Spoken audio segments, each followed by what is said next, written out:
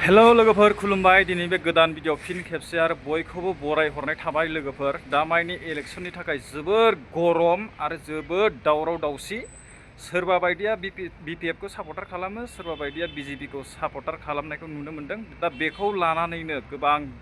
बुलाय सोलाय दाङा बाजि गामियाव जागासिनो दं आरोना ओरैबायदि गरम जागासिनो दङ दा बावैसो जोङो नुनो मोनदों ससियेल मिडिया बा फेसबुकआव आरोना लोगोफोर जाय मानसिया बिजेपिनि सापर्टारमोन आरो बै मानसिफ्रा जाय मानसि बे बुग्रा मानसि बिसोरो जाहैबाय बिपिएफनि सापर्टार आरोना लोगोफोर बै बिपिएफनि सापर्टारफ्रा बै मोनसे गामियाव हाबनो होआ आरो बिजेपिनि सापर्टारफ्रा जाहैबाय बै बिपिएफनि सापर्टारफोरखौ नैबे गामियाव हाबनो होआ दा माइनि बेफोरबायदि हाबनो होयै बा गामियाव गिदिंनो होयैखौ जों नुनो मोनगासिनो दङ आरो लोगोसे बिपिएफ आरो बिजेपि बेफोरबायदिखौ लानानै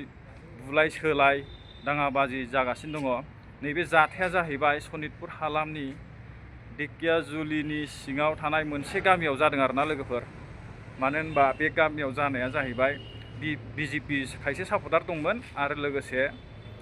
जाय सापर्टार बुग्रा बिसोरो जाहैबाय बिपिएफनि आरोना लोगोफोर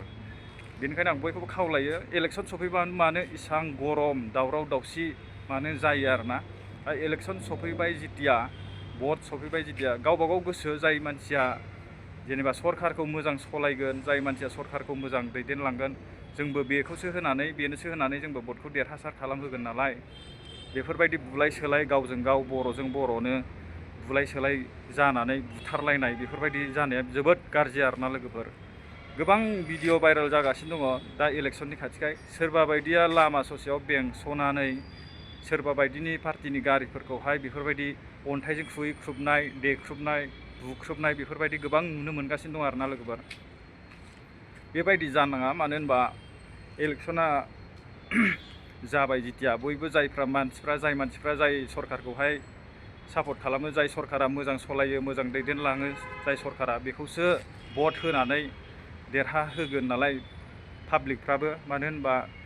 देरहाहोनायनि उनावहाय जाय सरकारा मोजां नाया बेखौ आरो नैबे बोसोरावहाय बै बोसोराव बोख्लायफिननो हायो पाब्लिकनि डिमान्ड आरोना बियो लोगोफोर पाब्लिकफ्रासो भट बायदिसिनाखौ होनानै देरहाहोयो नालाय बे पाब्लिकफोरनि आखायावनो थायो आरो बेफोरबायदि बुलाय सोलाय गावजों गावनो बुथारलायनाय बुख्रुबलायनाय जानाया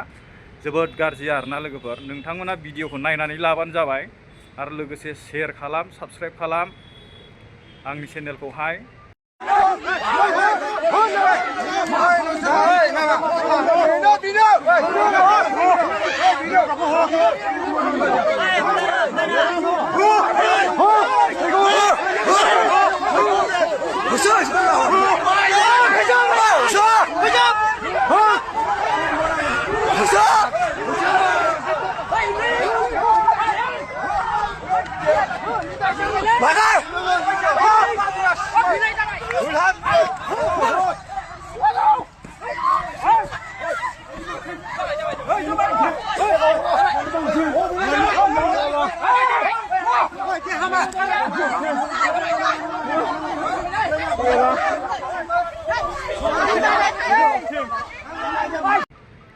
बेखौनो आङो नैबे भिडिअखौहाय गुसुं ससेबाबो लाना फैदों आरोना लोगोफोर नोंथांमोनहा नायबानो जाबाय आरो बेफोरबायदि भट होनाय समावबो बेफोरबायदि जाहाथे बेफोरबायदि दावराव दावसि बुलाय सोलाय बै भट होनाय समावहाय बेफोरबायदि दाजाथों आरोना आं बेखौ खावलायो आरोना मानो होनबा गावजों गावसो बुलायलायगोन गुबुन मानसि गुबुन हारिफोरखौथ' बेफोरबायदि बुलाय सोलाय बुख्रुब सुख्रुब खालामनो हाया नालाय गावजों गावसो बुलायलायो गावजों गाव बुख्रुबलायो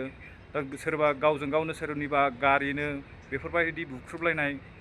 देखायनाय बेफोरबायदि गोबां नुनो मोनगासिनो दं आरोना इलेक्शन खाथि सम सफैब्लाथाय बेबायदि जाथाया अनेक जायो आरोना लोगोफोर स' लोगोफोर आं बे भिडिअखौहाय ससे लाबोनायनि जाहोनानो जाबाय नैबे भिडिअनि थाखायनो आरो गोबां बुलाय सोलाय होसो होसो बुनाय नुनायखाय आरोना जोबोद दुखु मोनो गावनिनो मानसि गावजों गावनो बेफोरबायदि बुलायलायनाङा जाय मानसिया जायखौ मोजां मोनो बेजोंसो सापर्ट खालामो नालाय आरो जायफ्रा जायखौ मोजां मोनो बेजों सापर्ट खालामो नालाय लोगोफोर भिडिअखौ बेसेबांनो बुंनानै दोनथ'बाय आंनि चेनेलखौहाय लाइक शेयार साबस्क्राइब खालामना हो लोगोसे सापर्ट खालामदो।